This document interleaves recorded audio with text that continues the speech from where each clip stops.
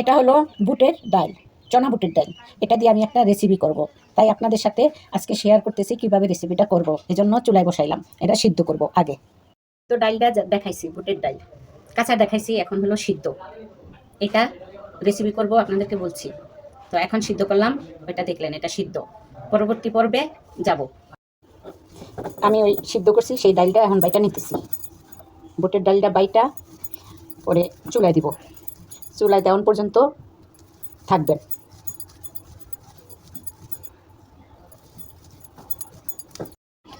আপনাদেরকে যে বুটের ডাল দেখাইছি সেই ডাল সিদ্ধ করা হয়েছে, এই যে বাটা হয়েছে। এখন আমি চুলায় বসাইছি। দিমু সামান্য ঘি, সাথে দিব চিনি, সাথে চিনি দিব। এই যে চিনি দিছি,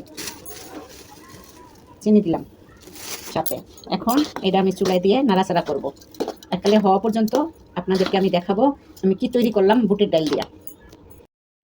এই যে আপনাদেরকে বলেছি, দেখাইছি, বুট সিদ্ধ করলাম, বাটলাম। এটা চুলায় দেওয়া ঘি দিয়া বাজি করছি, সাথে চিনি দিছি।